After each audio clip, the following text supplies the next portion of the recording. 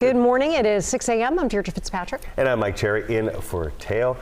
It's really been a pretty quiet last few days, but things are going to start changing. Finally changing. Yeah. Yeah, signs of change out there right now. We can see the scattered cloud cover, no rain yet, and we also have some areas of fog that have developed, especially around the San Joaquin Valley. If you're commuting, let's say I-5 or 99, the visuals Brian's been showing all morning, well, there is some hazy sky and some drop-offs in visibility. Let me show you where the visibility gauges are right now. Out at Modesto, currently about 1.5 miles, and that's coming in from the airport. You'll also notice that around Stockton, we've been tinkering between about 1/4 to 1/2 mile visibility out at the airport as well. So there are some thicker rounds of fog right into the heart of San Joaquin County, and also some thicker rounds of fog as well into the heart of Stanislaus County. Around Sacramento, we're still looking at just hazy skies and no big drops in visibility around the capital city at this point. It's 42 degrees, top of the 6 o'clock hour in the capital city, 46 waking up in Auburn. The skies are cloudy in the foothills. We're at 45 Modesto, 42 in Fairfield, and the remainder of the day today in the valley, the front half of your day is going to be dry. It's beyond noon. We start to see some rain showers filling in along with a steady south breeze. Coming up in my full forecast, I'll detail how much rain's ahead today and the next system that may impact your weekend. It is 6:02. Good morning, Brian. What's out there on the highways? Morning, Tamara. We're going to start out here on Highway 50 at Bradshaw. You can see there off in the distance a little bit of haze, but no delays along Highway 50 corridor. Interstate 80 coming in from the Roseville-Rockland area. Highway 65, no problems there. And again, we're in the green on all of our routes, including 5 and 99 out of Elk Grove. Just light traffic out there this morning, and really no problems to report here. But again, as we get down into Stockton, you can really start to see that fog developing along I-5 now. We could see just in the last hour pretty far down the freeway. Now we can't, and the signs are lit up warning drivers of low visibility ahead. So this is on the I-5 corridor. That's at March Lane. 99, we're seeing even a little more fog over on that side. So Stockton starting to really get blanketed in fog there. So keep that in mind if you're heading out onto the road. But again, everything's still traveling at the speed limit, and that includes through the Tracy area. No problems there. Quick look at our travel times here in Sacramento. As you saw on the map, it's all in the green. Mike? All right, thanks so much, Brian. Sacramento County's respite center is staying open for a few more days as those temperatures continue to drop. The Warren E. Thornton Youth Center gym in Sacramento will now be open through 8 Saturday morning. It was originally supposed to close today. That location can accept pets, but they have to be crated indoors and leashed when outside. SacRT is offering to get you there for free. Sacramento County Sheriff's officers are actively trying to find an 11-year-old boy who they say disappeared last night. Tamarian Johnson was last seen at around 7 p.m. and then reported missing just after 11:30. He was wearing a purple and black jacket, shorts, and Crocs sandals. He was last seen in the area of Folsom Boulevard at Norcade Circle.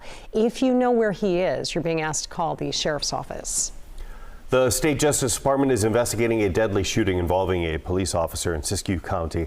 This happened on a train heading to Sacramento from Mount Shasta around 12:30 Monday morning. Mount Shasta police say that the incident resulted in one person being killed, another injured, as well as the officer involved being injured as well. The state attorney general has not released any further details.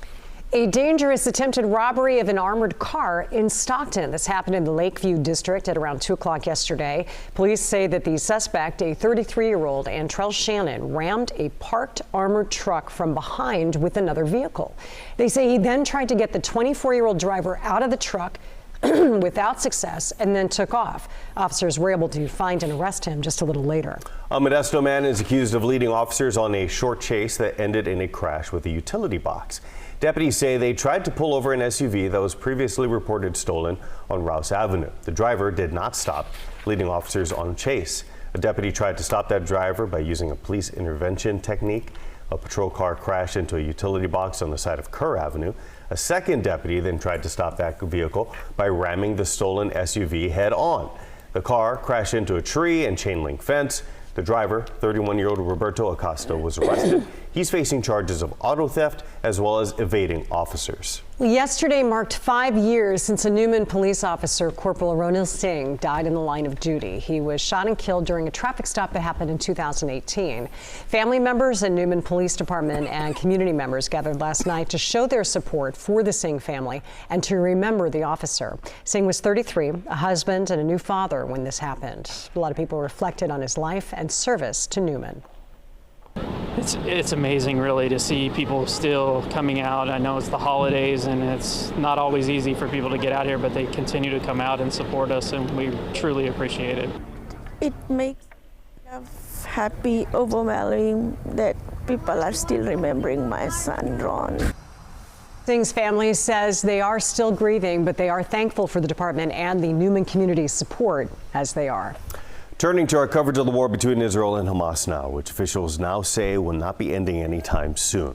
Israel's military chief says the war will last for multiple months more. Israeli actions intensified around Christmas after attacks killed more than 100 Palestinians over 2 days in part of the Gaza Strip. The vast majority of the enclaves, more than 2 million people, are displaced. The UN has warned that more than 500,000 now face starvation. And this morning, Israel launched heavy strikes across central and southern Gaza, expanding its ground offensive in that area. This despite U.S. pressure to curb civilian deaths and international calls to end the war immediately. KCR3's Amy Luz in our Washington newsroom now with a proposal from U.S. diplomats to Israeli officials. In a high-stakes meeting at the White House on Tuesday, the U.S. is advising a transition to a lower phase of war, just as Israel steps up fighting in the Gaza region. The war between Israel and Hamas is deepening. Everything depends on us winning this war, and we will win this war. Israeli forces reportedly expanded its ground offensive into urban refugee camps in central Gaza this week, creating a new battle zone threatening further destruction and lives. This has to stop. Among calls for a ceasefire and potential proposal for a transitional Palestinian government, Secretary of State Antony Blinken and White House National Security Advisor Jake Sullivan met with Israel's Minister of Strategic Affairs, discussing a transition into a different phase of war, maximizing high-value Hamas targets, improving the humanitarian situation, and planning for governance and security in a post-war Gaza. It's the latest push from the Biden administration to limit civilian deaths while showing unwavering support for Israel. We want to live in this region peacefully. That's what Israelis have always wanted. But first, Hamas must be gone. The Hamas-run health ministry in Gaza says nearly 21,000 Palestinians, including civilians and militants, have been killed, and reportedly about 2/3 of them are women and children. In Washington, I'm Amy Liu, KCRA 3 News. Now, the efforts continue to get more hostages released and back home. President Biden spoke with Qatar's leader over the phone yesterday. The two talked about the urgent effort to release all remaining hostages held by Hamas, including Americans. They also talked about increasing the flow of humanitarian aid into Gaza.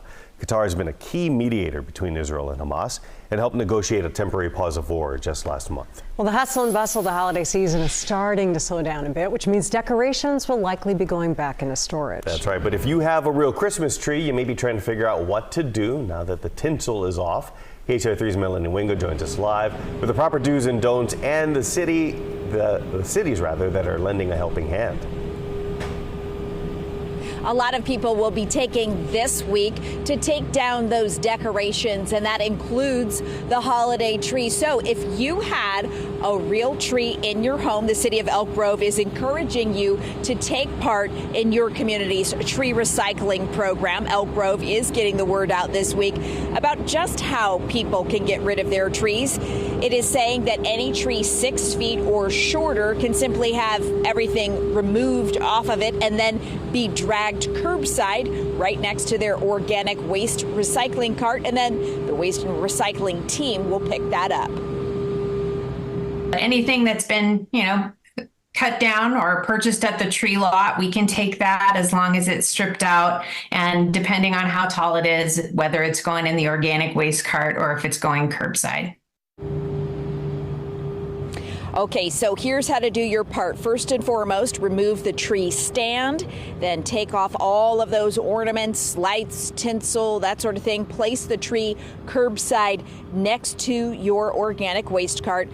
Cut the tree into 3-foot sections, however, if it is taller than 6 feet, and then put that in your organic waste cart. Artificial or flocked trees or live trees with the root ball, those are not accepted through this program, so you can't just drag those to the curb. Tree pickups will begin in January on your normal collection days for the city of Elk Grove.